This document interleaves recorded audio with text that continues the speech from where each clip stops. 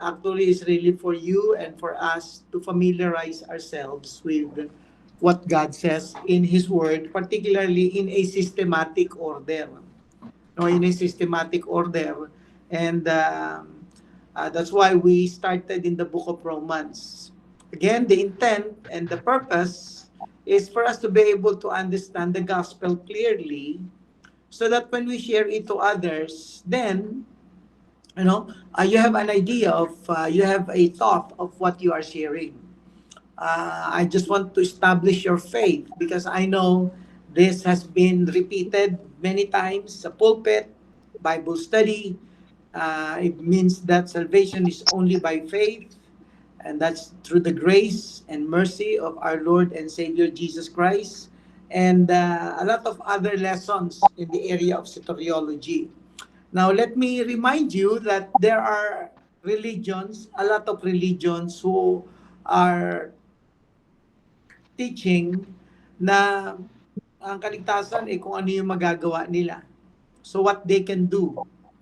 That's why mayroong mga religion na naniniwala na dapat ay gumawa ng mabuti at manampalataya kay Kristo para ikay maligtas.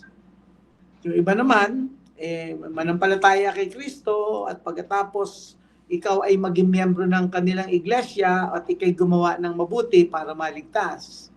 Yung iba, kinakailangang sumunod sa mga indulgences o yung mga sinasabi nating binyag, kumpil, pangumpisal, at iba pang mga bagay para ikay mapunta sa langit.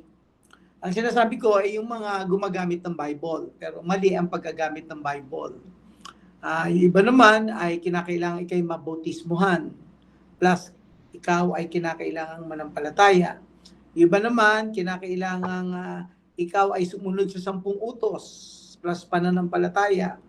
Now, all of those are in the Bible. Paggawa ng mabuti is in the Bible, 10 Commandments is in the Bible, baptism is in the Bible, church membership is in the Bible, a lot of other teachings na binanggit ko kanina. But the problem is, ang mga relihiyon nagtuturo yung man's effort that you can be saved by what you can do, by what you can follow. So, yun ang gusto nating maging malinaw. Normally, dito sa Pilipinas, madalang tayo ditong makapag-witness ng mga Muslim. Kasi alam ko, meron tayong restriction. Ang mga Muslim naniniwala kay Allah, of course, hindi sila naniniwala dun sa Trinity. Ang Jehovah's Witness, hindi naniniwala sa Trinity. Ang Mormons, hindi rin naniniwala. Ang mga Buddhists, hindi sila naniniwala, again, kay Jesus Christ o nananampalataya. Actually, sabi nga na iba, ang mga Buddhists ay walang Diyos. Kasi ang kanilang hinihingi ay yung perfection. Gusto nilang ma-eradicate lahat yung kanilang mga masasamang ginagawa. Hanggang ikaw ay umabot na sa tinatawag nilang nirvana. Ibig sabihin, ikaw ngayon ay magiging maayos na kumbaga sa ikaw ang feeling mo para kang nasa langit. Kasi sa kanila, yun ang pinakalangit. So maraming turo ang mga religion. So what we would like to establish is really dito sa ating pag-aaral, makita natin, maipagtanggol natin yung ating pananampalataya. At the same time, makapag-share tayo ng gospel. So that's one of the main purpose kung bakit nag-stick ako sa Romans. Another is for us to really understand word by word, chapter by chapter yung Bible. Para meron kayong mga reading assignment. Ang sagot nyo talaga nandiyan ang sagot sa Bible. So I just want to prove na hindi mahirap unawain ang Bible sa mga anak ng Diyos. Kasi ang Espiritu ay nasa atin, so nauunawaan natin ito dapat. So, ang ginagawa ko lang, kinaklarify ko sa inyo because this has been translated into an English. Sometimes, short tayo ng understanding ng English. And then, at the same time, medyo yung Tagalog din, dahil nga sa dami ng pwede nating mabasa sa Bible, I would like us to concentrate sa ilang mga chapter, particularly in the book of Romans. Okay? So paulit-ulit yung sinasabi, which I believe it can really help all of us because repetition helps us to remember. Chapter 1, it's about the wickedness and the sins of the Gentile people. Lahat ng tao actually, no, nag-iimbento ng Diyos. Chapter 2, yung mga religious. So, kinunclude ni Paul, no, everything, everybody is sinful. There is none that doeth good, no, not one. For all have sinned and come short of the glory of God. Then little by little, these people who knows Abraham, who knows David, he started to give an example that these people in the Old Testament had been saved through faith. That it's not through works, through not circumcision, or not through their own effort. Kasi dalawa lang naman ng religion sa mundo. Yung nagsasabi na maliligtas ka only through your own, for what your religion can do for you, or hindi mo kayang iligtas ang sarili mo and only Jesus can save you. Yun ang malaking kaibahan natin. Nag-iisa tayo doon. Doon sa pananampalataya na yun, wala tayong katulad. Hindi katulad ng mga kulto, kahit na magkakaiba ang kanilang mga doktrina sa ibang mga bagay, pagdating sa kaligtasan, it is what they can do. It is what they can follow through their religion. Ang pinakamabigat pa ay yung nagsasabi lang na sila lang ang tunay na relihiyon. Sila lang ang tunay na mga anak ng Diyos. Medyo yun. Yun ang isang palatandaan na talagang cult ang isang grupo. Pagka sinasabi lang nila na sila lang ang ligtas o sila lang ang nagtuturo ng tama.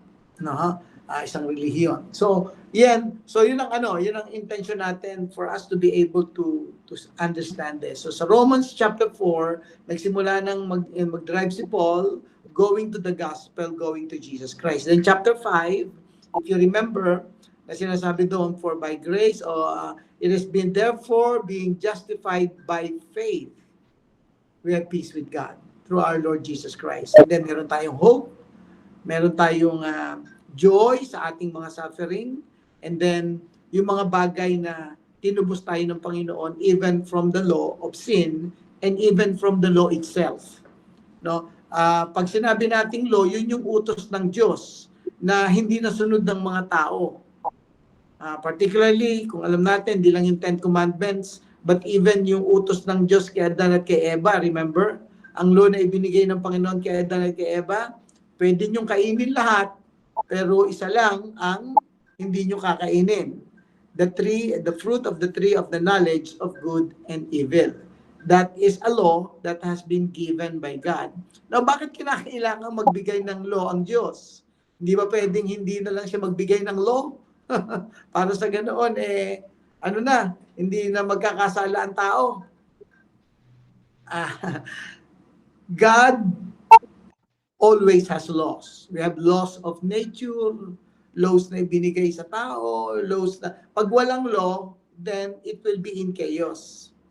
Kaya nga merong order. It's because of the law na ginawa ng ating Diyos. In short, even He Himself gumawa ng mga law. That's why ito ngayon ang reason kung bakit kinakailangan ng law.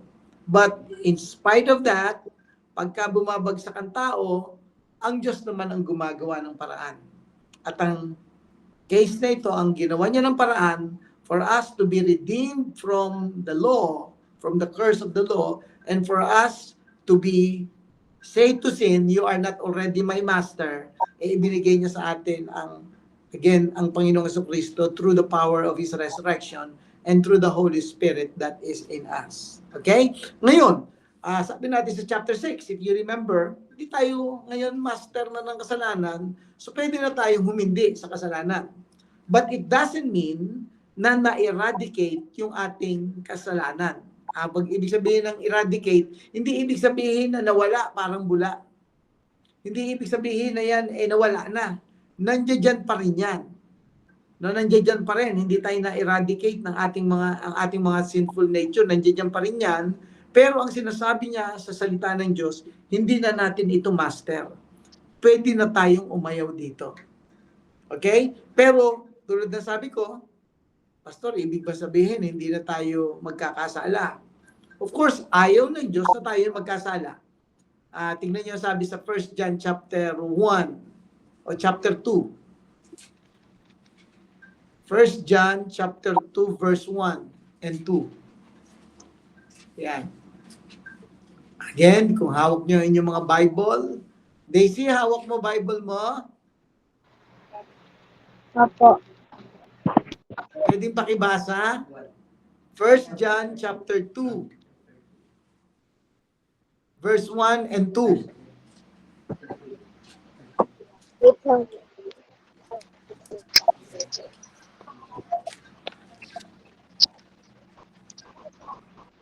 Okay, 1 John chapter 2, 1 and 2.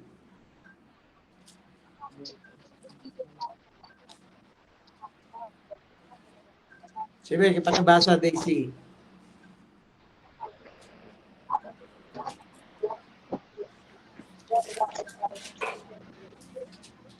Pinabasa mo, Daisy, baka may problema sa sound, ah.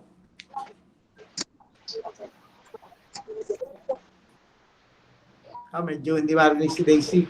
Sinong unang nakakita? Sige, Hernan, pakibasa, Hernan. My dear children, I write this to you so that you will not sin. But if anybody does sin, we have an advocate with the Father, Jesus Christ, the righteous one. 2. He is the atoning sacrifice for our Repetition. sins, and not only for ours, but also for the sin of the whole world. Okay, so sabi dito, mga minamahal na mga anak, ibig sabihin mga anak na ng Diyos, di ba? Sabi niya dito, sinusulat ko ito sa inyo upang hindi kayo magkasala. Di ba? Pero kung sino man sa inyo ang magkasala, sabi niya, we have an advocate. Meron tayong lawyer. Meron tayong tagapagtanggol before the Father. And that is Jesus Christ, the righteous.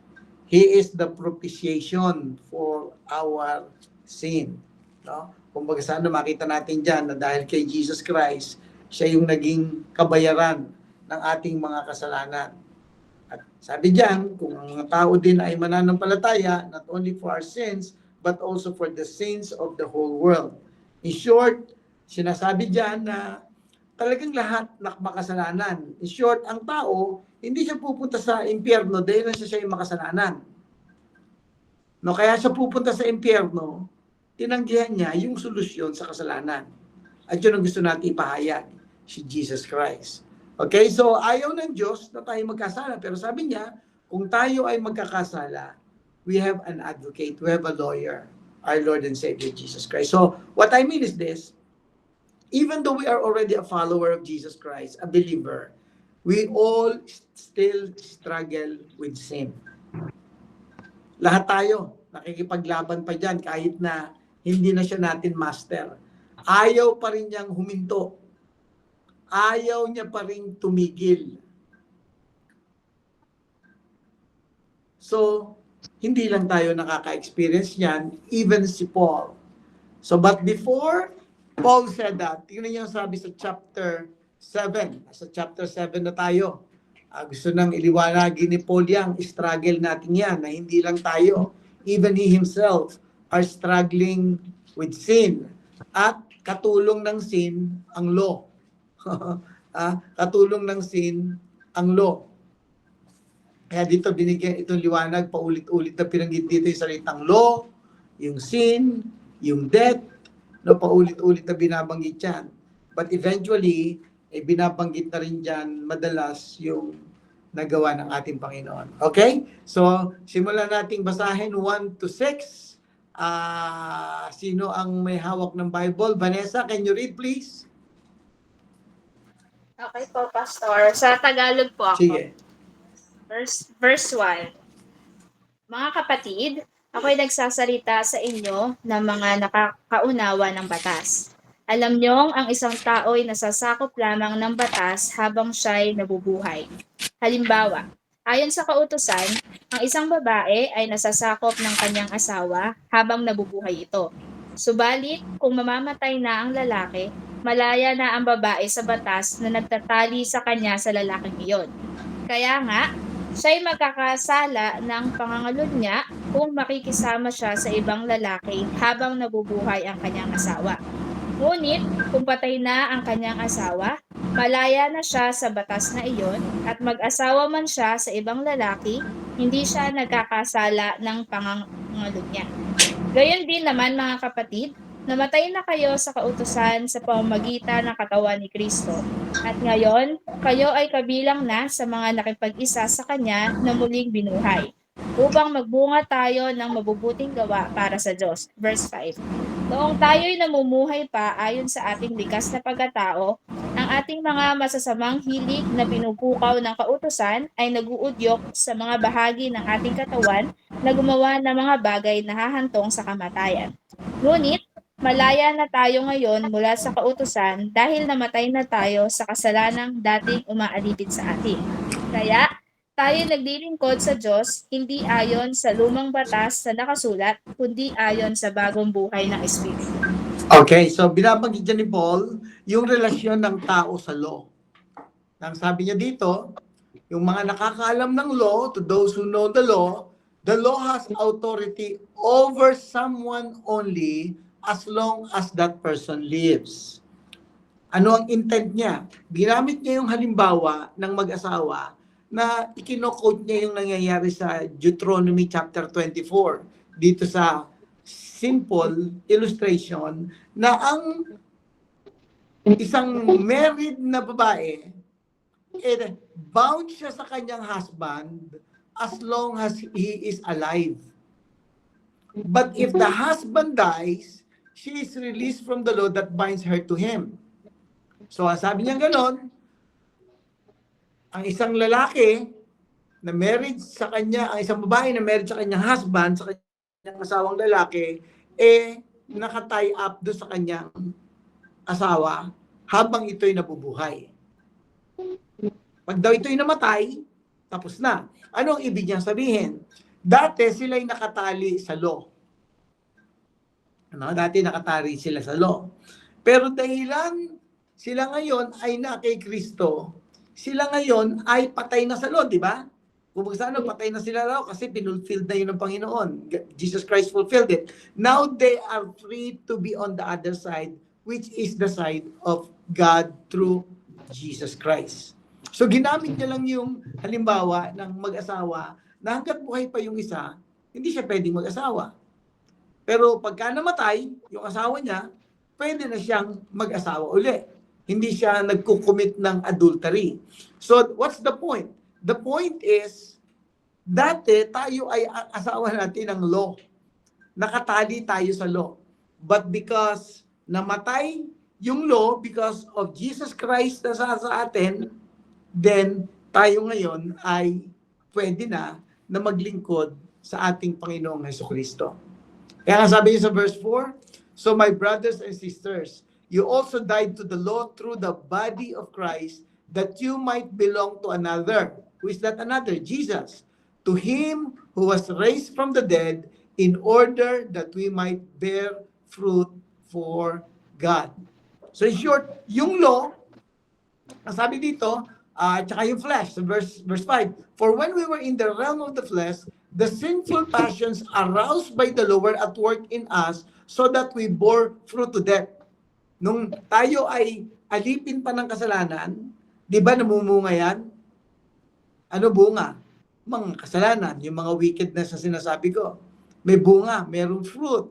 Pero yung fruit na yon ay death. In short, nasa-separate tayo sa Diyos.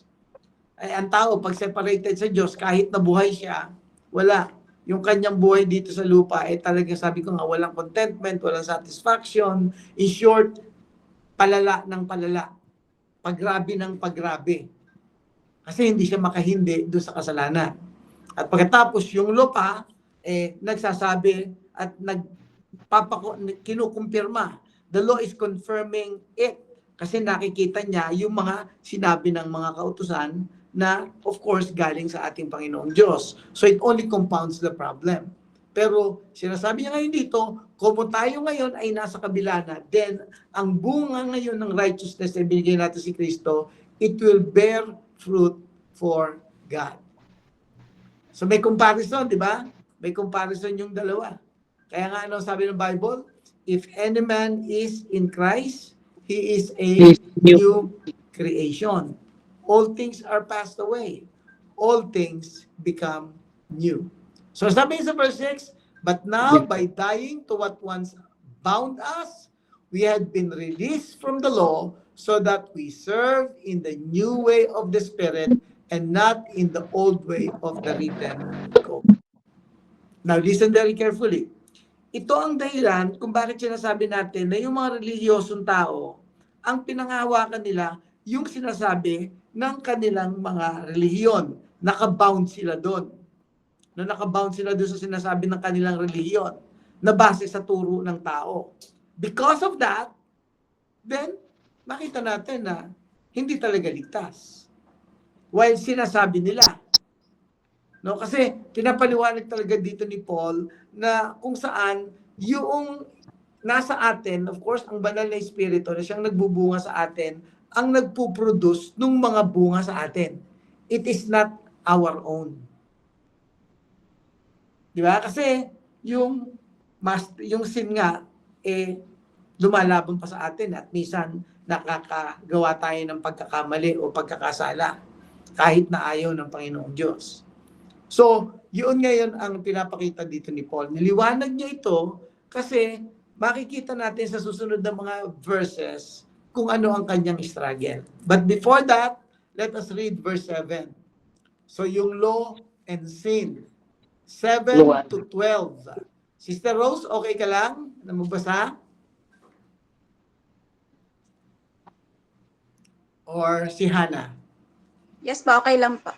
Si Rose. Okay, Rose. 7 to 2. Romans chapter 7, 7 to 12 tayo, Eileen. Yeah, buti nag-join si Eileen sa atin ngayon. Si Rose po ako. Ang Okay, kautusan, Rose, can you read please? ang kautusan at ang kasalanan. Ang ibig ko bang sabihin ay masama ang kautusan? Aba, hindi. Sapagkat kung wala ang kautusan, hindi ko malalaman kung ano ang kasalanan. Kung hindi sinabi ng kautusan, huwag kang magnasa. Hindi ko malalaman na masama pala ang pagnanasa. Ngunit ginamit ng kasalanan ang kautusang ito upang gisingin sa akin ang lahat ng uri ng kasakiman. Sapagkat kung walang kautusan, walang kapangyarihan ang kasalanan. Noong una, nabuhay ako ng walang kautusan. Ngunit nang malaman ko ang kautusan, nalaman kong ako pala'y makasalanan at nahatulan na ng kamatayan. Kaya ang kautusan na dapat sana'y magbibigay ng buhay ang siya pang magdulot sa akin ng kamatayan. Verse 11. Sapagkat ginamit ng kasalanan ng kautusan upang dayain ako. At dahil dito, nahatulan ako ng kamatayan dahil hindi ko masunod ang kautusan. Ngunit sa kabila nito, banal pa rin ang kautusan. Ang bawat utos nito ay banal, matuwid at mabuti. Okay, so ang kautusan, the law, is not sinful, right? Because the law comes from God eh. Because, again, God is the lawgiver. So in short, the law is holy, it is righteous, and good. Nakita natin yon. Pero ang problema ay ito, yung kasalanan na nasa atin. Di ba? Pag nababasa natin yung law, bumibigat yung kasalanan natin. Nakuha natin? Again, kaya nga sabi ko kahapon, if you remember, alam na ng tao siya ay makasalanan eh. Walang makapagde-deny niyan. Walang makapagde-deny na ikaw ay hindi nagkakasala o na ikaw hindi makasalanan. Kaya nga ang ginagawang halimbawa dyan, yung bata, di ba? Yung baby, o yung 1-year-old o 2 years old. Wala namang nagturo ng kasalanan dyan. Pero, tignan nyo, maglagay ka ng isang laruan at yung bata na dalawa, pagka hindi nag-away yan, wala naman nagtuturo doon sa mga bata na mag-away, di ba? Minsan, naririnig natin, bakit ka nagsisinungaling, anak? Hindi naman tinuruan ng mga magulang na magsinungaling ang anak. Pero bakit nagsisinungaling? Kasi nga, tama din ang sabi ng Old Testament, behold, I was shapen in iniquity, and in sin did my mother conceive me. Psalms 51 verse 5. Sabi ni David yon, behold, I was shapen in iniquity, and in sin did my mother conceive me. Kita nyo, even yung mga baby pa nga eh. Di ba? Yung mga baby nakapapanganak, iyak na ng iyak yan. Hindi titigil na ng kaiiyak hanggat hindi mo nabibigyan ng pagkain. Not only he is gutom, but another reason too is because he is getting really your attention. Again, a symbol of the sinfulness of man. So in short, alam na ng mga tao yon. But the other factor is pag nabasa niya ngayong law that is holy, righteous, good, mas lalo ngayong bumibigat yung kanyang kasalanan. Ibig sabihin, mas lalo siyang nadadaganan at naiko-confirm sa kanya na siya ay makasalanan. Na sa halip na yung law ay magbigay sa kanya ng buhay, hindi ito nagbibigay ng buhay sa kanya ngayon, mas lalo lang siyang nagiging guilty. At ang isang ginamit na halimbawa dito ay you shall not covet. Maraming 10 commandments, di ba? Alam niyo yung unang commandment. Anong unang commandment? Thou shall have no other gods before me. Thou shall not make unto thee any graven image. Di ba?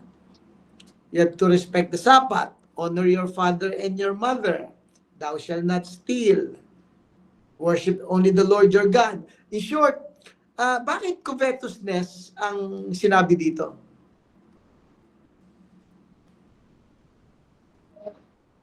Bakit covetousness? Kasi pagka sinabing, uy, honor your father and your mother, meron makakapangatwiran dyan. Bakit ino-honor ko naman yung mother ko at saka father ko, ha? Meron mga taong gano'n, di ba? O bakit? Hindi naman ako sumasamba sa Diyos-Diyusan. O hindi naman ako nagnanakaw. Natandaan nyo yung isang lalaki na lumapit sa Panginoon. I think that was do you remember that story na lumapit ito sa Panginoon? I think in Luke. Tignan nga natin yon.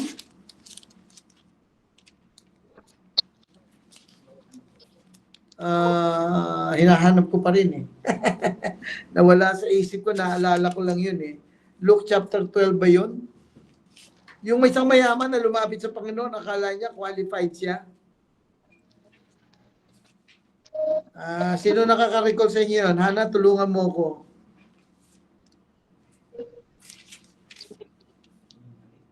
Na sabi niya, "Oy, Lord, good teacher, what can I do to inherit eternal life?" Sabi ng Panginoon sa kanya, "Huwag kang mangangalo niya. Huwag kang huwag kang honor your father, your mother, and honor your mother and your father." Pero sabi niya, "Lord, I have done all of those things." Tandaan niyo yun? Luke chapter 12 ba yun? Covetousness ba yung pastor? Ha? Covetousness ba yung pag pinakaano niya? Tignan mo, yun nga ang gusto kong i-ano ko sa inyo. Gusto kong Ano, ipakita chapter 12 verse 13. Chapter? Chapter 12 verse 13 to 14 nata to. O, hindi pa yan. Meron pang isa. Mayroon pa. Meron pang isa. Hindi yan ang gusto kong anihin natin. Yung lumapit sa Panginoon na akala niya qualified siya. Kasi he is doing the commandments.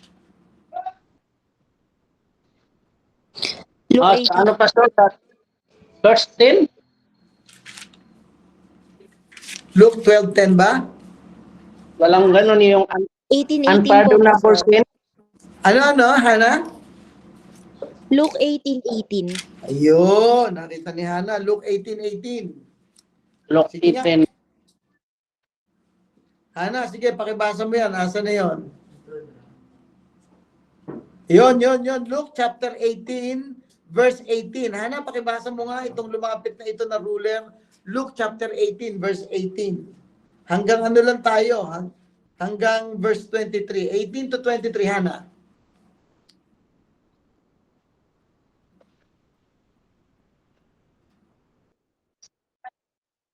Si Aileen ba yun? Sino sabi? Si Aileen? Aileen, ikaw magbasa. Aileen. Sorry. Si Aileen pala. Talagang apis si student. And sinerch ko lang po. That's good. Basahin ko po NIV. Luke chapter 18, verse 18. A certain ruler asked him, "Good teacher, what must I do to inherit eternal life?" Verse 19, why do you call me good? Jesus answered, no one is good except God alone. 20, you know the commandments, do not commit adultery, do not murder, do not steal, do not give false testimony, honor your father and mother. 21, all these I have kept since I was boy, he said. 22, when Jesus heard this, he said to him, you still lack one thing. Sell everything you have and give to the poor, and you will have treasure in heaven. Then come, follow me. 23, when he heard this, he became very sad because he was a man of great wealth. Okay. So 24, nakita niyo sabi dito, di ba? Sabi niya, ginagawa ko lahat yan. Thou shall not commit adultery. O hindi ako unfaithful sa aking wife. Hindi rin ako pumapatay. Hindi rin ako nagnanakaw. I'm rich and I do my business fairly. Sumusunod ako kung ano yung batas at hindi ako nandadaya. I am not stealing. Hindi rin ako nagbebear ng false witness. Hindi ako nagsisinungaling. At ako ay masunuri sa aking mga magulang. Pero nung sabihin ng Panginoon yung isa, sabi ng Panginoon, okay. Kung nagagawa mo yan, meron pang isa. Meron pang lacking one thing. Sell all that you have, distribute unto the poor, and thou shalt have treasure in heaven, and come follow me. Anong inaddress ng Panginoon? It is the issue of covetousness. Ayaw niyang i-release. Pinapakita hindi ibig sabihin na maliligtas ka sa pamamagitan ng pag-release ng kayamanan, ha? Hindi yun ang ibig sabihin nito. Pinapakita lang ng Panginoon doon sa tao kung ano yung kanyang main problem. It's not because of what he is doing that he can be saved. At alam nating bahala bawat isa sa atin na kung meron man tayong isang pinaka-struggle, even within us, yung ating sinful nature, yung tinatawag na covetousness. Ayaw nating i-share sa iba kung anong meron tayo. Gusto natin, sa akin lang po, ha? Struggle natin yan, di ba? Kaya nga masarap yung yung laging offering na nagbibigay sa church. Kasi it's a practice. Talagang natututo kang i-release sa Panginoon yung ibinibigay mo. Kahit na minsan, yun ang last money mo. At yun ang mga halimbawa ng mga kapatiro natin sa Macedonia. Kahit na sabi doon, sila yung mga mahihirap pa sa mga daga. Talagang sinasabi nila, gusto naming magbigay, gusto naming makatulong. So ito yung problema talaga. It is the problem of covetousness. Walang makapagkakaila niyan. Sabi ko nga, lahat tayo nararamdaman natin yan. Salamat na lang kasi sa pagbibigay natin, nare-release tayo sa pagiging covetous. Natututo tayo magbigay. Diba? So balik tayo sa Romans chapter 7, verse 7. Binanggit ko lang yon para makita natin how consistent is the Word of God. No? Kumbaga sa magkakaiba ng mga ng mga nagsabi. Dito sa binasa ni Eileen, si Jesus Christ ang nagsalita diyan. Dito si Paul, si Peter meron ding sinasabi.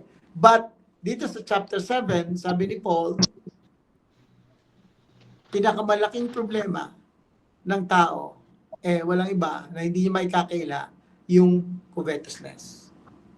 At sinasabi ng law, thou shall not covet. So hindi may pagkaila ng puso mo yun. So sinasabi niya dito na sa halip na makapagbigay ng buhay yung law, ang nangyayari, mas lalo akong namatay. Mas lalo akong nag-guilty. Hindi dahilan sa masama ang law, kasi ang law ay galing sa Diyos, kung hindi, pinapakita lang the problem of sin within us. So sabi niya sa verse 12, so then the law is holy, and the commandment is holy, righteous, and good. The problem is the sin that is in us. No? All right. Kaya sabi dito ngayon, sa verse 13, did that which is good then become death to me? By no means. Nevertheless, in order that sin might be recognized as sin, it used what it good to bring about my death, so that through the commandment, sin might become utterly sinful. Yun yung sinasabi ko. Ando na yung sin sa atin, alam na natin yon, pero mas lalo tayong nababaon pag nakikita natin yung law. Okay? Meron kayong question patungkol dyan? Sige, Gerald. Ang tanong ko lang po sa kautosan po. May kautosan, yung kautosan po may hindi po siya kayang gawin. Pero nagagawa po namin po hindi ka. Parang pinpoint ko po doon na kung itong yung law na ito, nakapagligtas ba talaga ito? Hindi. Yun nga yung sinasabi niya, hindi nakapagliligtas ang law. Parang yung law parang salamin. No? Pagka binabasa mo yung law, nakikita mo yung, uy, kubetos ako. Totoo talaga yung sinasabi, nararanasan ko na nagdanasa ako ng iba. Sinasabi ng law. So nakikita mo ngayon na parang kang nananalamin. Okay? So ang law, hindi nakapagliligtas. Kung pang pinapakita ng law, how sinful are we? Ngayon, pag nalaman mo ngayon how sinful are you, how dirty are you, ano gagawin mo ngayon? Maghahanap ka ng magliligtas sa iyo mula doon. O yung maglilinis sa iyo. Hindi mo kasi malinis eh. So hahanap ka ngayon ng Savior. That's why the law leads you to look for a Savior. And that's what Paul is presenting. For people to look that they need Jesus sa kanilang mga buhay. Kasi di ba, minsan maririnig natin yung iba reliyon magsasabi, oh, sundin mo itong mga law at ikay maliligtas, di ba? So, iba ng mga tao, sige, sundin ko yan. Parang katulad ng binasa ni Aileen kanina, na yan ng Panginoon. Sabi niya, oh Lord, all of those things I have done it. Pero sabi ng Panginoon, okay, meron pang isa ka. Baka gusto ko i-remind sa iyo kung ano pa yung nakasulat sa law. Thou shall not covet. Yun yung sinasabi niya doon sa summary. Okay. Kung okay pala, nagagawa mo lahat yan, pwede bang ipagbili mo lahat ng iyong ari-arian, yung lahat ng mga naiipon mo, ibigay mo, kayamanan mo, at ikay magkakaroon ng buhay na walang hanggan. Ibig ba sabihin, maliligtas yung tao kung gagawin niya yun? Hindi yun ang point ng Panginoon. Ang point ng Panginoon, kaya niya sinabi yun, hindi para maligtas yung tao, yung rich, yung ruler na yun. Para makita niya that he cannot be saved by his own effort. Kasi akala niya okay na siya eh. Pasunuri sa magulang, hindi nagdanakaw, hindi nagkukumit ng adultery, at iba't iba pa. Kaya nga nagmamalaki siya sa Panginoon eh. Akala niya yun ang qualification. Pero hindi. So, okay, Gerald? Halaga yun ha, pag nagsishare ka ng gospel. May tanong ko na po kasi yung binabasa ko po siya dito, parang kumata po, pinuulit-ulit po yung law. Pero yung simula pa lang po ay yung pumasok po yung law dito sa atin, saka naman dito pumasok din yung kasalanan. Kaya alam ng mga tao na sila ay, parang nalaman nila na makasalanan po talaga sila dahil sa kautosan. So maganda yung ginawa mo kasi totoo yun, paulit-ulit dito yung law. Kaya parang ako yan, paulit-ulit. Paulit-ulit ko din eh. Kasi nga, kinakailangang maintindihan natin kung ano yung ating pananampalataya. Para pag nag-share tayo doon sa mga tao, alam natin kung mali o tama yung kanilang sinasabi. Yun yung diagnostic question. Nadadiagnose natin, mali ang pagkakaunawa nitong taong to. Kinakailangan kong i-share sa kanya yung pure gospel. And then, pag may nagtanong din sa inyo, ay papakita nyo ngayon na, opo, maganda po yung law. Ang Diyos po ang nagbigay ng law. And the law is holy and righteous and good.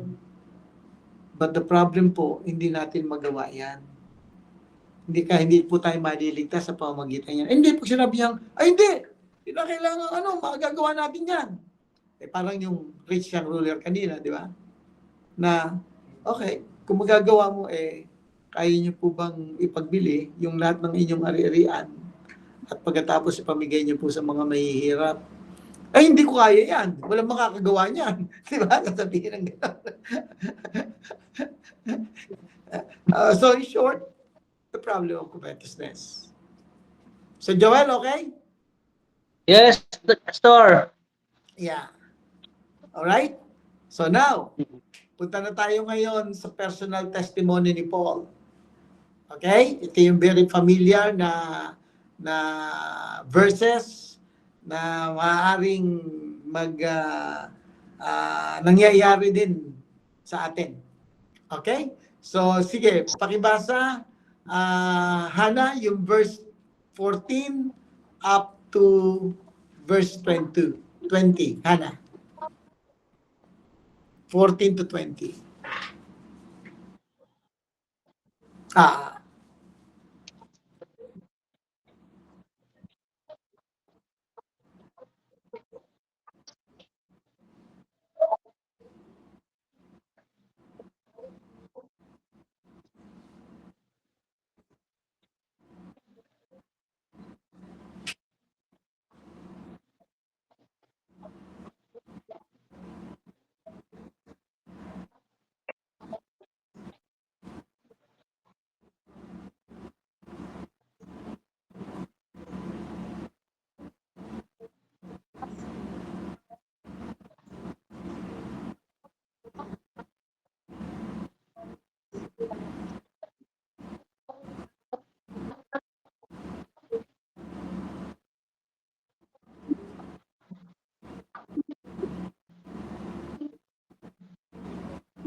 Okay, so siguro self-explanatory yan, di ba?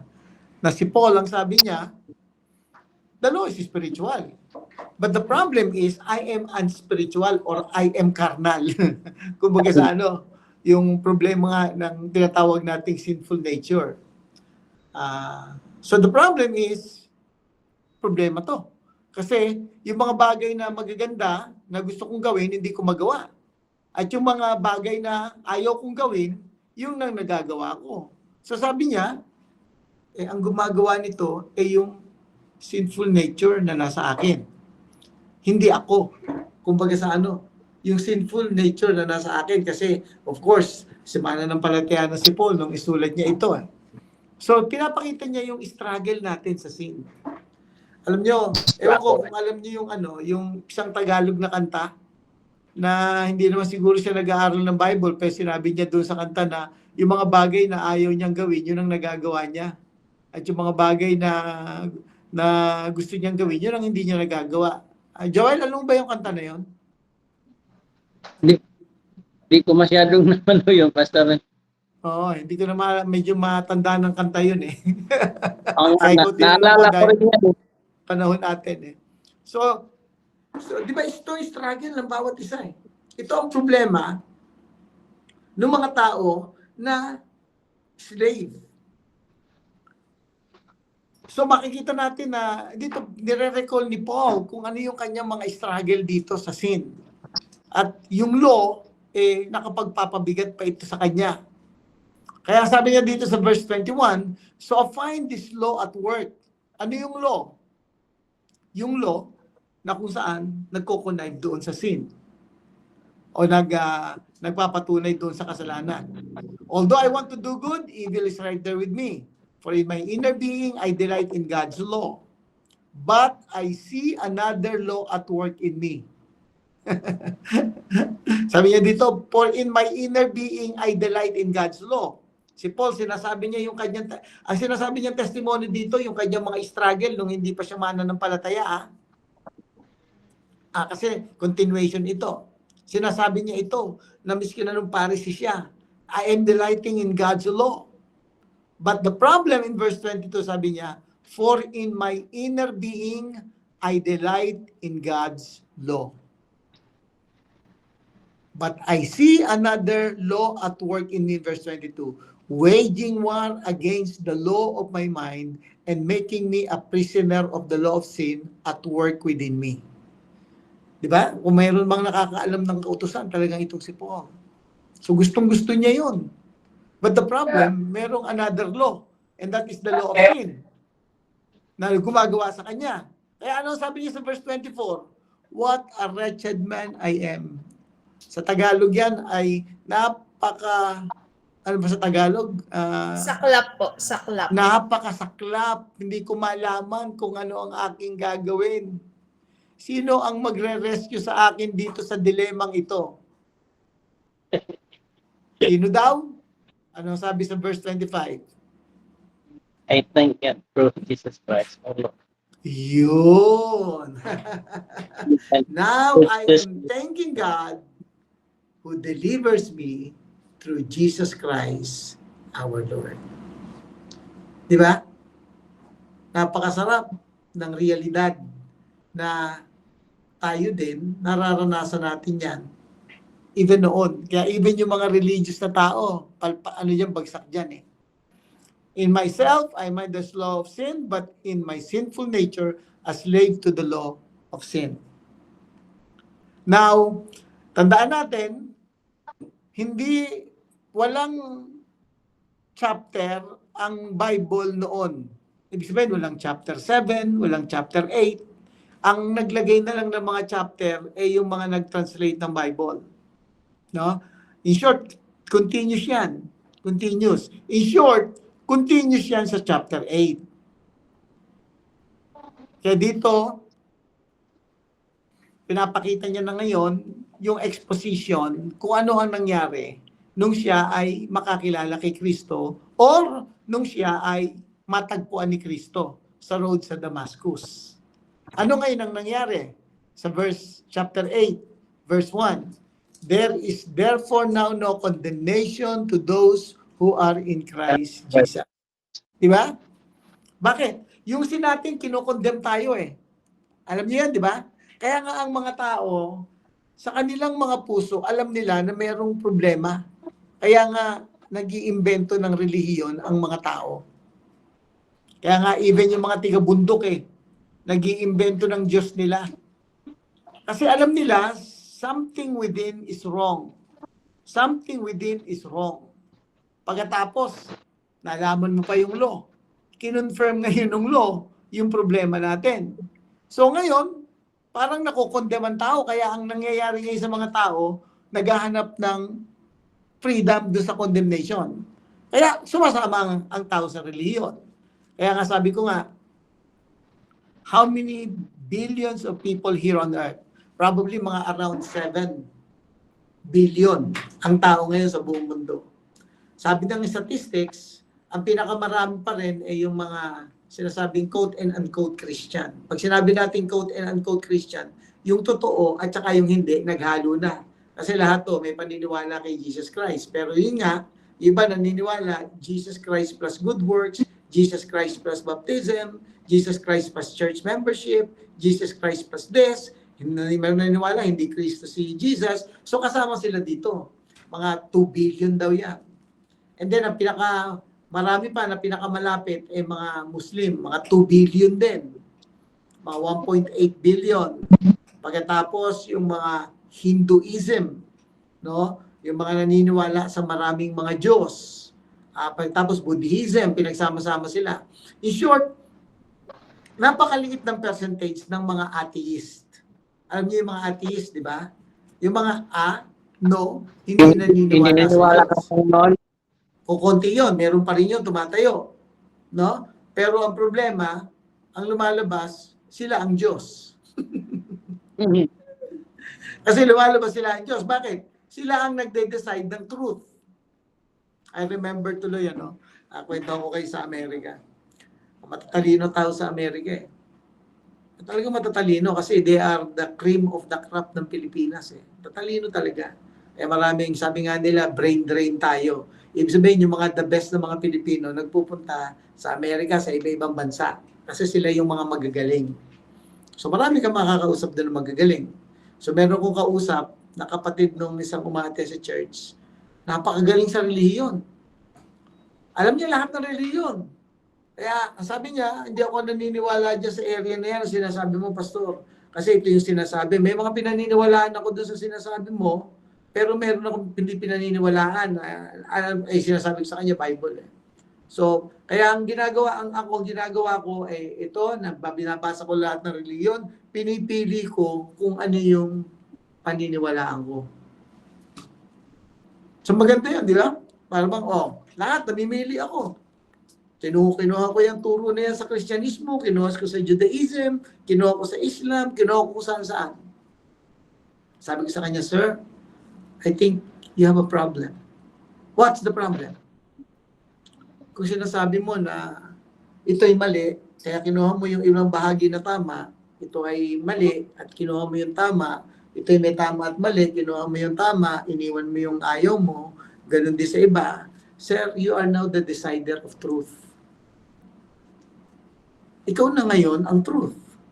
Kasi ikaw ang nagde-decide kung ano ang truth sa Christianity, ano ang truth sa Judaism, ano ang truth sa Islam, ano ang truth sa Buddhism, ano ang truth sa Baha'i faith or sa Zoroastrianism, kung ano-ano mga reliyon. So, ang problema, mababagsak ka pa rin. Ikaw na ngayon ang truth. So, wala kang kaibahan sa lahat ng mga ito. Kasi sinasabi nila sila yung truth. Of course, nagsasabi din tayo. Bakit? Si Jesus Christ, pinatunayan niya na talagang siya ang truth. Diba? So in short, yan ang ginagawa ng mga tao para ma-feel good sila. Kasi nga within them merong condemnation, merong guiltiness. Kaya sumasali sa mga reliyon.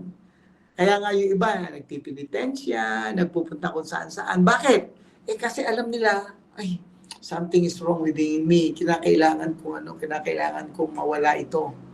Kaya pagka yung mga taong yan, nagawa nila sa kanilang reliyon, gumagaan yung kanilang pakiramdam. Di ba?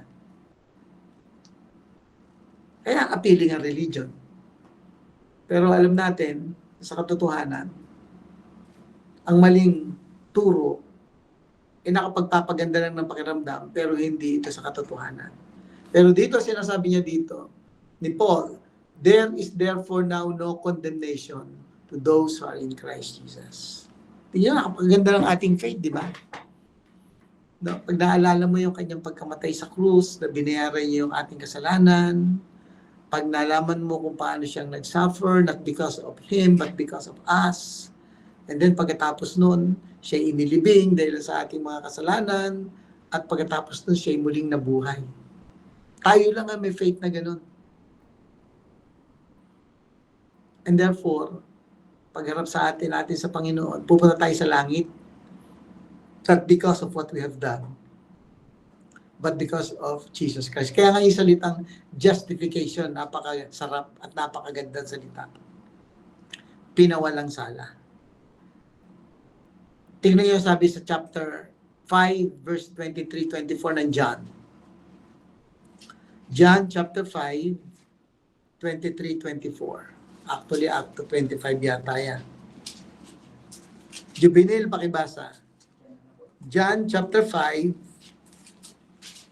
verse 23-24. Pakilakasan mo, Juvenil. 24-25.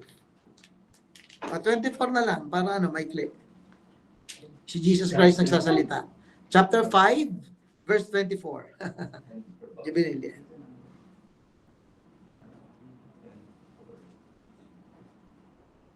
Very truly I tell you, whoever hear my word and believes him who sent me has eternal life and will not be judged, but has crossed over from death to life. Okay, basahin ko sa King James, ha? Verily, verily, I say unto you, this is Jesus speaking. He that heareth my word, believeth on him that sent me, hath everlasting life, and shall not come into condemnation. So ngayon, pag tayo nagkakasala, nagkakamali, hindi tayo nakukondem, ha? Pero merong nagkukonvict sa atin. Sino yung nagkukonvict? Walang iba kundi ang banal na Espiritu. Siya yung nagsasabi, "O anak, mali yan ha. Hindi tama yan." So sino yung nangungusap na yon? Walang iba kundi yung banal na espiritu na nasa atin. So hindi tayo kinokondemn. Kaya siya nagko-convict para mag-lead ito sa ating repentance. Okay? Nag-lead ito sa ating repentance. Hindi siya nagko-condemn. At yun ang patotoo niya dito. Sabi ni Paul, hindi ko malaman kung ano ang gagawin ko. Yung mga bagay na ayaw ko, yun ang nagagawa ko. Yung gusto kong gawin, hindi ko nagagawa. Merong dalawang law na naglalaban sa akin. Natutuwa ako sa law. But the problem, there's another law that is working in me, and that is sin. Nagko-connive yung dalawa. Nagkakatulungan. So sabi niya, who can rescue me? How wretched man that I am. But sabi niya, thanks be to God. So there is therefore now no condemnation to those who are in Christ Jesus. Okay? Nakita niyo ang power ng religion, ano? Kung paano ang religion very powerful kasi it appeals to people. It appeals to human being.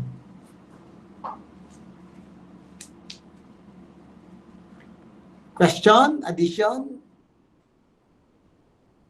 By the way, tingnan yung sabi sa verse 2 up to 4. Okay, hilingan naman natin si Shane, pakibasa. Shane, sa 1 to 4, diretso natin.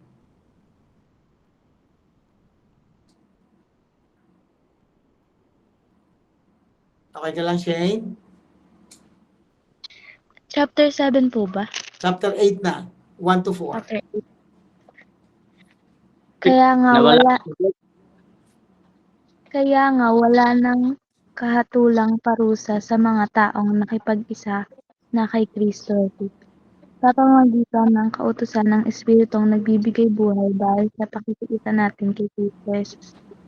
Nalaya na ako mula sa kautusan ng kasalanan at kamatayan. Ginawa na ng Diyos ang hindi kayang gawin ng kautusan dahil sa kahinaan ng tao. Sinugo niya ang kanyang sariling anak sa anyo ng taong makasalanan upang pawiin ang kasalanan sa gayon. Pinatulang na niya ang kasalanan umaalipin sa tao. 4. Ginawa ito ng Diyos upang ang itinatakda ng kautusan ay matupad sa atin na namumuhay ayon sa Espiritu at hindi ayon sa hilig ng laman. Okay? So tingnan sabi niya, in order that the righteous requirements of the law might be fully met in us, who do not live according to the flesh, but according to the Spirit. Now, ito ngayon ang reason kung bakit yung kautusan nagagawa na natin. Diba? At pag hindi natin ito nagawa, ang ginagawa natin, humihingi tayo ng tawad at patuloy tayong humihingi ng tulong sa Panginoon para magawa natin ito. Binigyan na tayo ng kapangyarihan ng Diyos para magawa ito.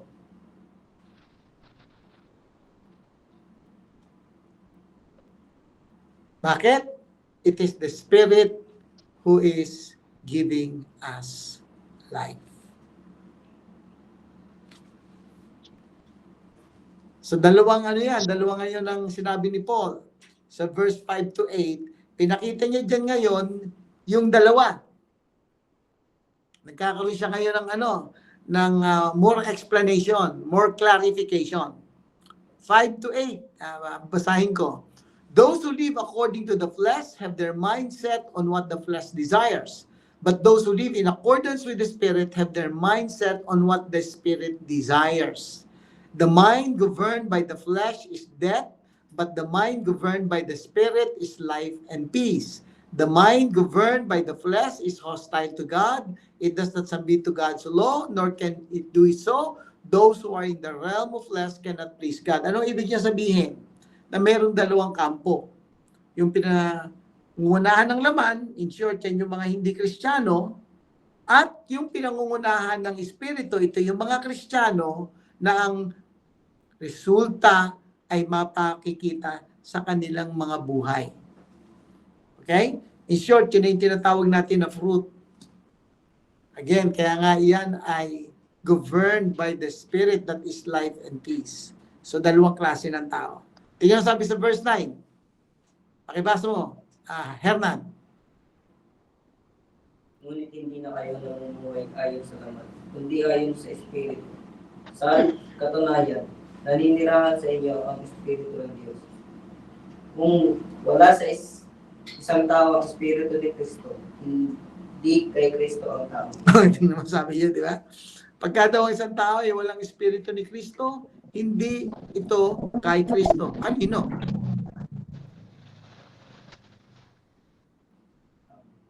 Kanino? Kanino siya?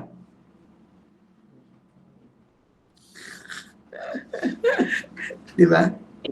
Kristo. Sa kabilang kalaban. Di ba? No. At yun ang kanyang Sa- Panginoon, yun ang kanyang susundin. Kaya nga, salamat kasi yung paglilingkod natin sa Panginoon. Again, wala tayong may pagmamalaki kasi galing yan sa Kanya. Siya ang nagtanim sa atin siyan. Siya ang nagbigay sa atin. Di ba? Nakakatuwa naman, di ba? Who are we? Amen. Di ba? Amen, Joel, di ba? Who are we? No, pag titingnan tayo ng ibang mga tao, si Juvenil lang naman yan. Di ba? Yan lang yung ano yan. Si ano lang yan. Hindi tayo mababa, pero di nila alam. By the grace and by the mercy of God, ang Panginoon nasa atin. Hindi katulad ng iba na they are governed by their flesh, by their evil desires. No? Kaya nga sabi dito, those who are in the flesh cannot please God regardless of their religion. Regardless of their religion. Kasi kaya ito maraming reliyoso, pero wala. Hindi talaga pinangunahan ng Panginoon. Ginagawa lang nila yon for the sake of doing it. Now, wala ba silang pag-asa? Meron. Katulad din natin sila noon, di ba? So, itong reason kung bakit natin ipinakailangan pa rin ipahayag ang gospel sa kanila. Para talagang maranasan nila, katulad na nararanasan natin. Ngayon, kinakailangan nating ma-share ang gospel. Of course, nasa kanila kung sila'y tatanggap o hindi. So ngayon, ano ang dapat natin gawin? Ano ang resulta ngayon? Ito na. Nagdadrive na ngayon si Paul kung anong gusto niyang mangyari. Tingnan sabi sa verse 10, up to ano? Up to 13. Sino yung may Tagalog na Bible? Nawala si Daisy. Si Daisy ba yung may Tagalog? Si Vanessa. Vanessa, tignan mo ngayon yung drive ni Paul ngayon dito sa atin. Verse 10 up to verse 13. Okay pa. Ngunit dahil naninirahan sa inyo si Kristo, mamamatay man ang inyong mga katawan dahil sa kasalanan, ang espiritu naman ninyo ay buhay sapagkat itinuring na kayong matuwid ng Diyos. Kung naninirahan sa inyo ang espiritu ng Diyos na siyang muling bumuhay kay Jesucristo, siya ang muling bubuhay sa inyong mga katawang may kamatayan, sa pamamagitan din ng kanyang espiritong naninirahan sa inyo. Verse 12. Mga kapatid, wala tayong pananagutang sundin ang mga hilig ng laman upang mamuhay ayon sa katawang makalaman. Sapagkat mamamatay kayo kung mamumuhay kayo ayon sa katawang makalaman, ngunit kung pinapatay ninyo sa pamamagitan ng Espiritu ang mga gawa ng katawang makalaman, mabubuhay kayo. Okay.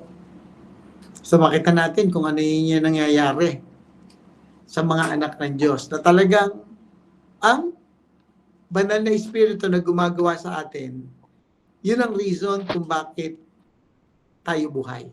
Paulit-ulit na dyan. Tingnan niyo sabi dyan, di ba? The Spirit of Christ, the Spirit of God, the Spirit of Him, the Spirit, panay Espiritu na, di ba? Di ba? Makikita niyo yung verse 9 up to verse 13.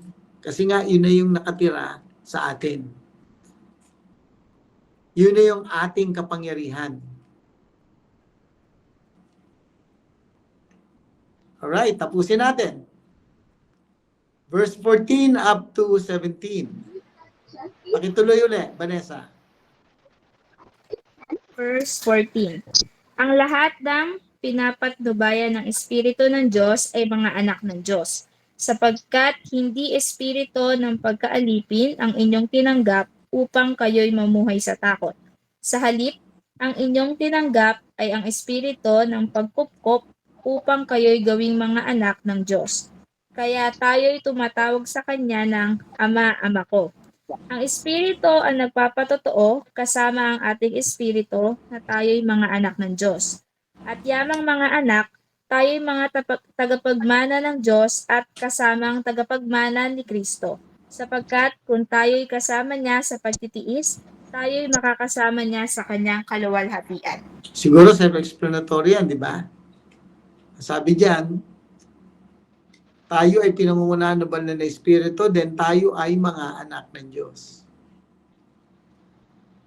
So, hindi na tayo dapat paalipin pa, hindi tayo dapat matakot. Sabi niya gano'n dito. Kung hindi yung tinanggap nating banal na Espiritu, siya ngayon ang pwede nating mapanghawakan at pwede rin tayong tumawag ng Abba, Father. Ang sabi ng ibang mga nagtatranslate yan, Abba, Daddy.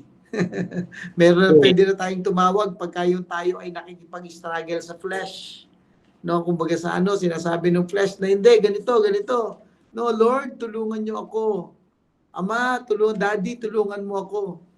At yung espiritu natin nakapagpapatotoo kasama ng espiritu ng Diyos na tayo nga ay mga anak ng Diyos. Kaya yun ang nagpapatotoo sa ating mga puso. At sabi diyan, kung tayo ay nakapagpapatotoo na tayong mga anak ng Diyos, tayo ngayon ay kasamang tagapagmana ng Diyos at tagapagmana kasama ni Kristo. In short, may share tayo sa suffering. Kasi habang naglilingkod tayo, may mga gawaang kaaway, may gawaang laman. At minsan tayo ay kinakailangang mag-suffer. Pero sabi niya, hindi lang dun sa sharing ng suffering, but also sharing in His glory.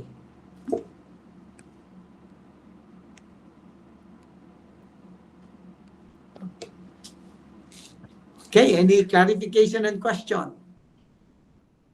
Hernan? Okay ang yan, Pastor. Sige, Joel.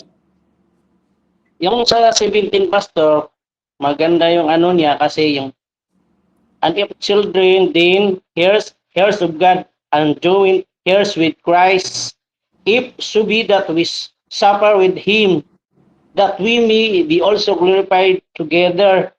Yung niya, Pastor, na explanation kasi, children of God, a privilege, the highest enrichment of all.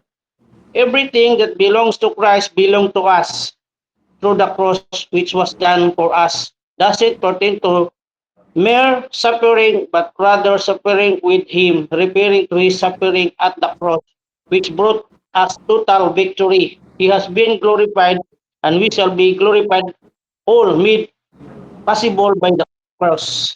Yun yung explanation sa 17, Pastor. Yun yung ko. Okay, so praise God. Diba? Tanong daw po si Hernan. Si Hernan. Hernan, ano question? Maka-curious lang po, paano po yung mga batang kunyari baby ko, mga namamatay? Ligtas po sila. Yeah, so ang tanong ni Hernan, Pastor, paano yung mga baby na namamatay? Kasi sinabi mo kanina, kasi siguro na si Hernan dun sa Behold, I was shapen in iniquity, and in sin did my mother conceive me. Di ba? Mga baby, Pastor, paano yung mga baby? Mga makasalanan din yung mga baby. Di ba? Kasi nga, pinaglihi sa kasalanan. So ngayon, ang tanong mo, Pastor, pupunta ba yan sa impyerno o sa langit? Sa langit na yon sila. Bakit? Ano pa sila, Pastor? Inosente pa sila eh. Okay? Alam niyo yung sinabi ni John, sino ba nagsabi? Behold the Lamb of God that taketh away the sins of the world. Di ba sinabi ko kanina? Ang tao, hindi siya pupunta sa impyerno dahilan sa siya ay makasalanan. Kasi lahat naman tayo na makasalanan eh.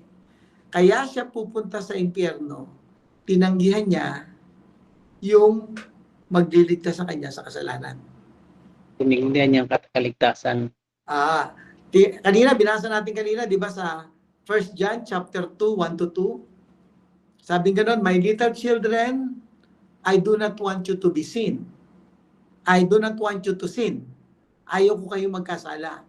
But if you sin, we have an advocate with God the Father. That is the Lord Jesus Christ. He is the propitiation for our sins, and not only for our sins, but also for the sins of the world. Behold the Lamb of God that taketh away the sins of the world. In short, yung mga bata ay pupunta sa langit. No, pwede natin gamitin yung yung kanilang innocency, but ang real reason is because Jesus Christ died for them and they don't reject Jesus Christ. Kaya nga alam nyo, ang mga bata, tingnan mo, yung mga, pag nagtuturo kayo ng mga bata, nung 2 weeks ago, kasama ba kayo na magpunta tayo doon sa mga Koreano? Magpakain sa may sitio? Kasama natin yung mga Koreans? Hindi po. Hindi kayo kasama. So ako nag-preach doon. Daming bata. Nung ako ay magsabi, mga bata, sino sa inyo ang gustong magsisi ng inyong kasalanan? Kasi alam niyo naman, di ba? Mga mga rebelde kayo, mga sinungaling kayo sa mga magulang niyo, di ba? Alam niyo yung mga kasalanan niyo. Of course, para lang marinig nila at makita nila yung problema. Sabi, halos lahat umaamin eh. Sabi ng mga bata, opo. Sabing gano'n, kinakailangan magsisi ng kasalanan at kailangan tumanggap tayo kay Kristo bilang Panginoon sariling tagapagligtas para mapatawad tayo. Opo. Nung mag-pray ako, lahat sila nag-pray. Yung 80 bata. In short, makita mo talaga ang bata, napakasarap share ng gospel. Pero yun nga, ang tanong mo, paano pastor yung wala pang alam? Hindi pa niya alam. Behold the Lamb of God that taketh away the sins of the world. 1 John chapter 1 verse 2, nasabi dito, not only for our sins, but also for the sins of the world. Ang tao, ang bata, pupunta sa impyerno pagka tinanggihan niya si Kristo. Okay? That's how far. Alam niyo, minsan, natandaan niyo si David. Diba si David, namatay yung kanyang anak. I think kay Bathsheba. Ang ginawa ni David, nag-fasting. Ayaw niyang kumain. Ngayon, nung namatay na eventually yung kanyang anak, ang sabi ni David, kakain ako kasi he will not come to me, but I will go to him. So isa yun sa mga patutuan ng Old Testament. Even ang Panginoon sa Kristo, di ba? Suffer the little children to come unto me. Why? For theirs is the kingdom of heaven. Tandaan nyo sa Mark chapter 10, ayos lang palapitin ng mga alagad kasi mga bata lang yan eh.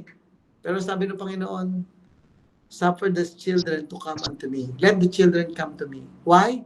For theirs is the kingdom of heaven. Then, yung pang isa, di ba? Sabi niya sa Matthew chapter 18, malibang maging katulad kayo ng mga batang ito, hindi kayo papasok sa kaharian ng langit. So, maraming mga supporting verse about yung mga bata na hindi pa nila tinatanggihan si Jesus Christ na pupunta sa langit. Sabi nila merong age of innocence. Yeah. Okay, so, okay yan? May mga sagot sa di ba? May mga ilang hint sa Bible. Okay, si Anthony. Anthony, sige. Sorry, hindi pa ako masyadong familiar dito eh. Sige, Sid. Share your thought. We need that. Ano ba yung Sid, may gusto ko sabihin or you are just agreeing with what I said?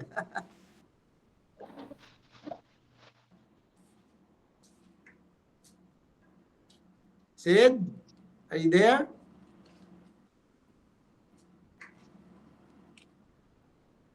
Wala, hindi marinig, Sid.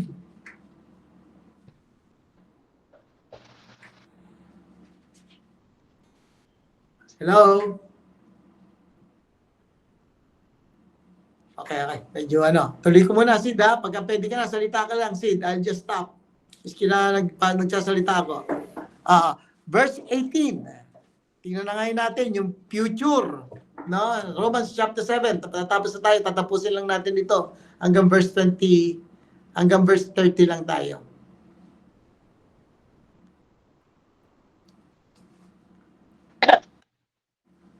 Sige, ako na magbasa.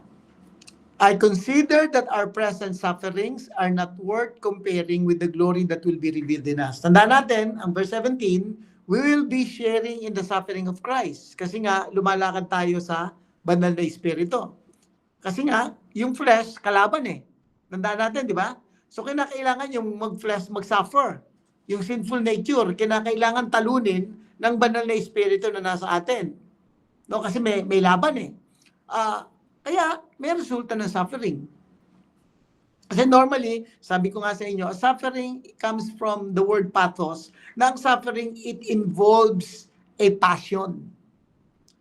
Yung passion natin, yung passion na yun, gustong magkasala laban sa Diyos.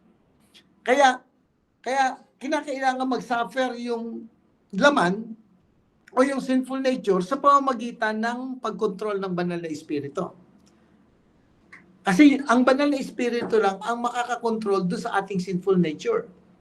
Ang sinful nature, ang characteristics niyan, yung pabor sa atin, yung gusto ng laman na mangyari sa ating buhay. Kaya ayaw ng tao ng suffering. Bakit? Ayaw ng, halimbawa, may sakit ang tao. Di ba? May sakit. Sino sa atin dito ang gustong magkaroon ng matanding sakit? Wala.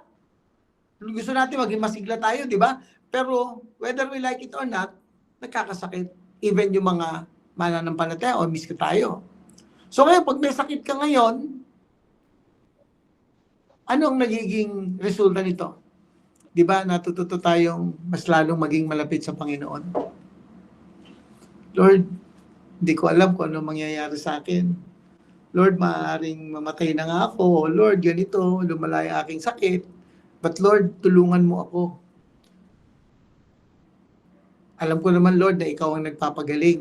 So Lord, kung maaari, pagalingin mo ako sa aking karamdaman.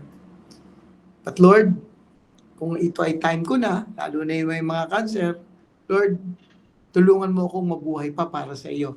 Bigyan mo ko ng kagalakan, bigyan mo ko ng peace, at ang Panginoon ang nangunguna. In short, yung flesh, ang gusto niyan, yung pabor sa atin. Yung gusto natin. Yung gusto ng laman. Ano ba yung gusto ng laman? Yung mga pasarap. Now, don't misunderstand me. Hindi ko ibig sabihin na hindi pwedeng maging masaya. Pwede tayong maging masaya. Pero ang sinasabi natin dito, whether we like it or not, kinakailangan nating i-guard ang ating sarili. Kasi baka mamaya, yung flesh na ang kinakadal natin. In short, ang gusto nating laging gawin ngayon, laging masaya. Para bang nai-spoiled. Sabi ng banal na espiritu, no. Kaya yung bahagi yan ng suffering. But, ang sabi dito, but the present suffering are not worthy comparing with the glory that will be revealed in us. Alam natin yun. Na kung saan, yung glory na mararanasan natin sa Panginoon. Yung glory na nararanasan natin sa Panginoon sa mga darating na panahon.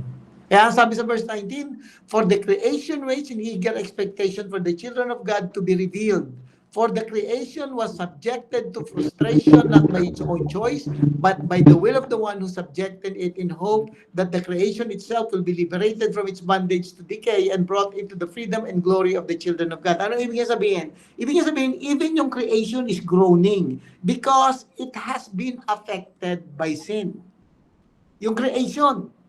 Kaya nga, kung titignan nyo, di ba, yung ano ang resulta ng pagkabagsak ng tao, ano ang nangyari? Yung nagkaroon ng thorns and thistles. Yung environment o yung mga halaman. Makita natin yung mga hayop, naging mga wild. Ang tao, ayan, alam na natin, pinag-usapan na natin yan, kung ano naging resulta. Ang sinasabi niya dito, ang creation is also groaning. Anong Tagalog ng groaning? Vanessa, anong Tagalog ng groaning dyan? Umiiyak? Nagdadalamhati? Ano? Ba yun? Parang maatungal ba yun? Umaatungal yan. Na gusto niyang ma-release. Opo, umaatungal. Umaatungal, gusto niyang ma-release. Doon sa isang magandang sitwasyon. Pero hindi pa nangyayari kasi nga, andito pa siya ngayon, hindi pa dumarating ang Panginoon. So, ganun din yung ating mga katawan.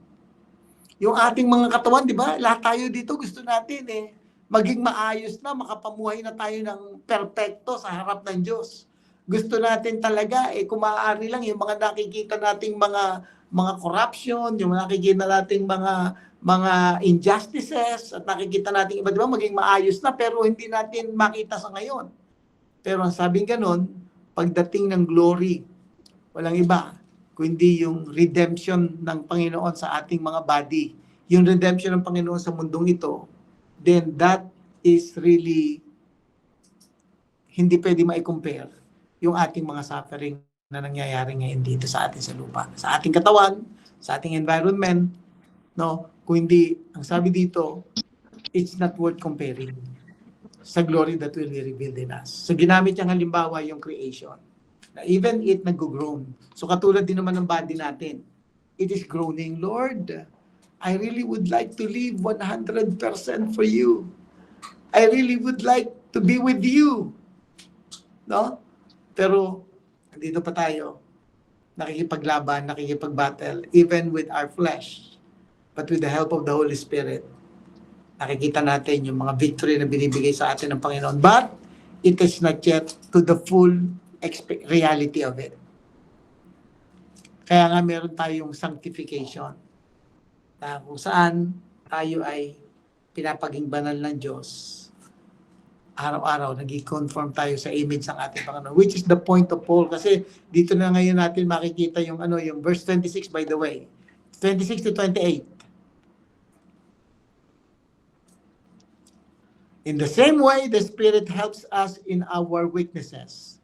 We do not know what we ought to pray for, but the Spirit Himself intercedes for us through wordless groans, and He who searches our hearts knows the mind of the Spirit, because the Spirit intercedes for God's people in accordance with the will of God.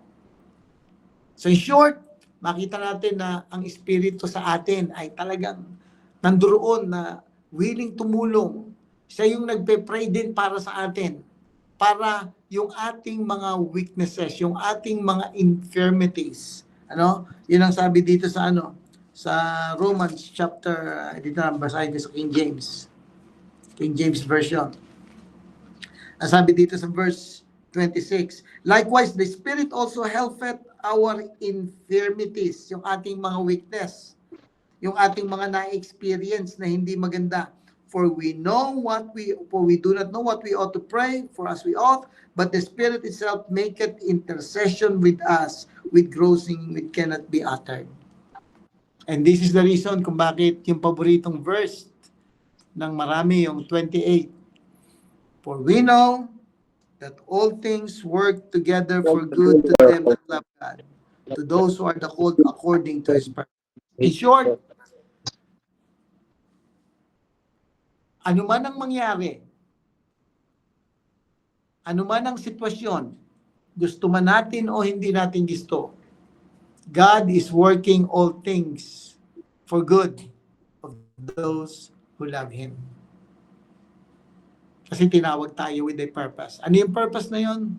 For us to be conformed to the image of His Son. Kasi yun sabi sa verse 29, for whom God foreknew, He also predestined to be conformed to the image of His Son. patungo tayo. Kaya nga, pinapaging banal tayo ng Panginoon. Kaya bilang mga mananampalataya, yan yung tinatawag nating growth. Dapat natututo tayong napagtatagumpayan yung gawa ng laman. Natututo tayo na talagang maglingkod sa Panginoon na lumalago sa pananampalataya. At yung mga nangyayari sa atin, yun ang nakapagpapalago sa atin. Ulitin ko, hindi lahat yan maganda. May maganda, merong hindi. Pero sabi ng Panginoon, pinagsasama-sama niya na yan upang tayo ay makonform to the image of His Son, none other than but our Lord and Savior Jesus Christ. Kaya sabi niya dito, those He predestined, He also called. Those He called, He also justified. Those He justified, He also glorified. Kaya nga, ito yung isa sa pinakamatibay na na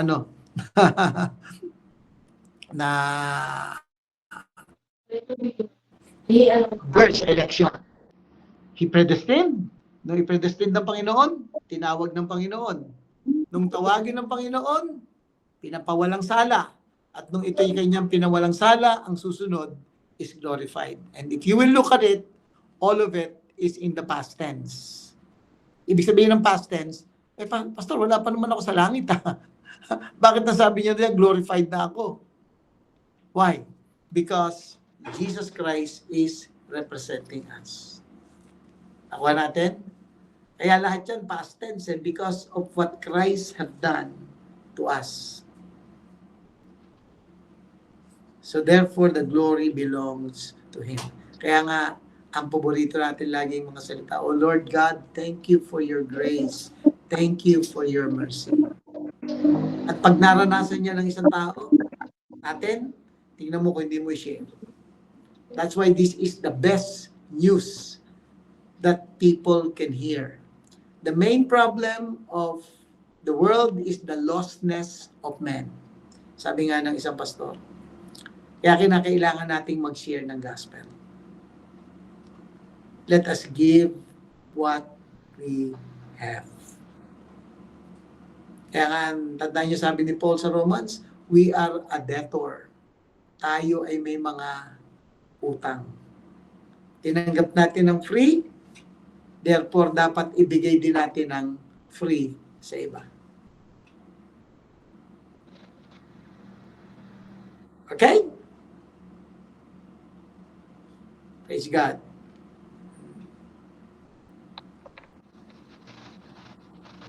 Any questions or clarification?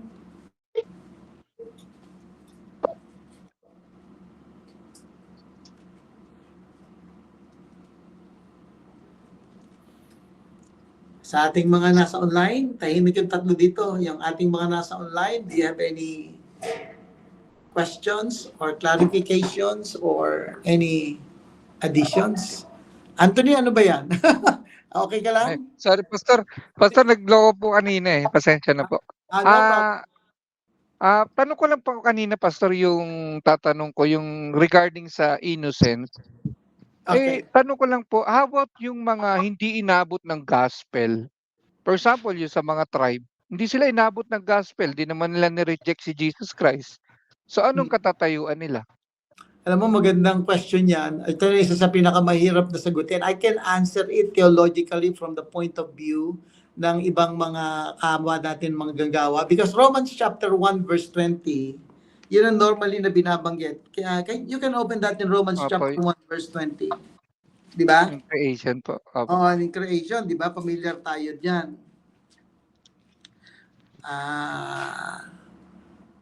Tignan natin sa Tagalog para medyo malinaw ng pagkakaunawa natin, especially yung ating tatlong estudyante rito. Sino ang may Tagalog? Si Vanessa. Vanessa, pakibasa nga. Apo, bali po, Romans chapter 1, verse 20 po. Okay po. Mula pa nang likhain ng Diyos ang sanlibutan, ang kanyang likas na hindi nakikita, ang kanyang kapangyarihang walang hanggan, at ang kanyang pagka-Diyos ay maliwanag na inihahayag ng kanyang mga ginawa, kaya't wala na silang maidadahilan pa. Okay. So, normally yun ang binabanggit, di ba, na ang tao may conscience, ang tao nakita niya yung creation ng Diyos, and because of that, wala silang may dadahilan. Hindi sila nakarinig ng gospel, and we have to admit that even right now, mayroong mga tinatawag na unreached people group Napakarami pa niyan na hindi nila talaga naririnig pa si Jesus Christ based on the missions report. So ngayon, ang normal na binabanggit ng mga pastor ay itong talatang ito na walang may dadahilan sino man. Ano? But I don't want to stop on verse 21, on verse 20. Kasi ang pinapresent dito ni Paul, I think ang pinapresent dito ni Paul is really the sinfulness and the separation of men, because may kadugsong because that when they knew God, they glorified him not as God, neither were thankful, but became vain in their imagination, and their foolish hearts was darkened. So nag-imbento nga sila. Kaya nga even yung mga hindi nakakarinig ng gospel, sinasabi ko nga even mga nasa bundok, karamihan dyan, malayo sa sibilisasyon, nag-iimbento sila ng Diyos nila. So normally ito yung they became fools at nag-create ng ganon. But kung titingnan ko yung presentation ni Paul dito sa Romans chapter 1, pinapakita niya talaga yung sitwasyon ng mga tao. And then chapter 2, yung mga religious people. Then kinunclude niya, all have sinned. But at the same time, sa chapter 4 na ngayon, inintroduce niya na ngayon yung justification nila Abraham at David, because what they have did is because of their faith sa Diyos. And then, patungo kay Jesus Christ. So, para sa akin, hindi ko talaga masasagot, Sid, kung yung mga nakapunta, yung pupunta sa, yung mga hindi nakarinig, hindi ko again, sa akin personally, hindi ko masabi na pupunta sila sa impyerno. I will leave that to God. I will leave that to the Lord. Kaya yun lang ang aking masasabi. Again, a lot of, and this is my view before, na ito sinasabi ng Romans chapter 20. Pero as I dwell more on the book of Romans, how he is presenting Jesus Christ, at yung sitwasyon ng mundo, nakikita ko na, medyo I would like to change a little bit. Ayokong direktahang sabihin na yung mga hindi nakarinig, pupunta sa impyerno. So that's to be honest, sa akin lang. But if other pastor will say, hindi pastor, pupunta pa rin sa impyerno yun kasi hindi nakakilala kay Kristo, I respect that. Kasi sabi ko nga, yun ang posisyon ko noon Pero now, I have doubt about it because of one text, one verse na ginagamit. Kasi wala akong alam na ibang text na ginamit in answer to that question, Sid. Meron ka bang alam na nabanggit yung ibang mga pastor, Sid? Wala naman. Pero pag sa election, pastor, siguro yun. Isa lang yan, siguro, papasok. Yun. Kaya nga, hindi ko rin masasabi. Kaya nga, hindi rin natin masasabi kasi hindi naman natin kilala kung sino yung mga elected, di ba? Opo. Hindi rin natin alam. So, I think medyo natulungan mo ko. Na talagang hindi ko pwedeng, paano kung elected pala yun? That actually gives a justification na talagang yung election talagang argumento yan for election. Kasi sabi nga doon sa di ba? Chosen before the foundation of the world. Opo. Saka yung sinabi sa Bible na wala pang ginagawa mabuti at masama Kumbaga. Yun lang tingin ko lang po, Pastor. Yeah. Salamat po, Pastor. Thank you din sa tanong mo because nadagdagan yung yung sagot ko dyan. Gagamitin ko yung eleksyon. Kaya sasabihin nyo nasa bundok, hindi nakarinig. Before the foundation of the world, He chose us. He chose that person. Anyway, thank you for that very good question. Na matagal na question pero ngayon lang natin medyo okay. Let's just analyze it. May nagsasalita? Joel? Yun na yung sinasabi, Pastor, na no one will be exempted of judgment of God kahit saan pa sila papunta. Mhm. No one will be exempted. Mhm. Yeah. Lahat. Yeah. Lest the Lord exempt him because he elected him or her.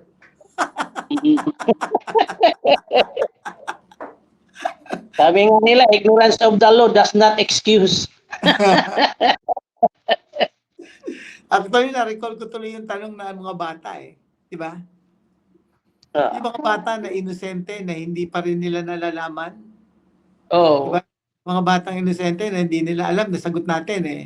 Behold, the Lamb of God that taketh away the sins of the world. Pwede ba nating sabihin yan doon din sa mga tao na hindi nakarinig?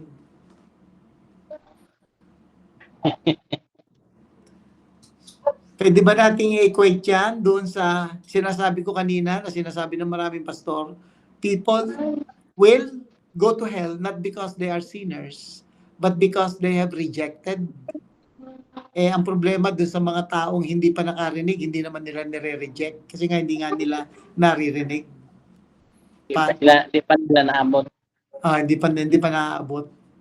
Di rin sila natin naabot. Yun ang ating ano. Kaya nga papatuloy tayong mag-evangelize. Alright, so sige, tayo ay mag-close sa prayer. At Sid, can you close us in prayer please?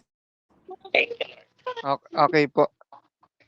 Heavenly Father, marami pong salamat, Panginoon, for the privilege na ang iyong salita ay amin po na pag-aralan. Patuloy niyo po kaming turuan ng iyong banal na salita at dalangin po namin ng protection po ng bawat isa at salamat din po kay Pastor Jesse, Panginoon, na yung wisdom and knowledge na naipapasa rin po sa amin ng mga mag-aaral. At ngayon din we pray to each other, Lord, na magpatuloy po kami, bigyan niyo po kami ng humble spirit, Panginoon, to accept your word and to rely to your word, O Lord. Maraming po salamat at ang kapurihan ay para sa inyo lamang po, Panginoon, sa gabing ito. In Jesus' name we pray. Amen. Okay, wala Amen. tayong klase tomorrow because I will be flying to Cebu tomorrow very early in the morning. So, ang assignment po natin, pakibasa na ang 9 to 11. Okay. Romans chapter 9 to 11. Opo, ingat po kayo, Pastor, sa biyahe. Thank you po, Salamat. Salamat po. Thank you. Good night.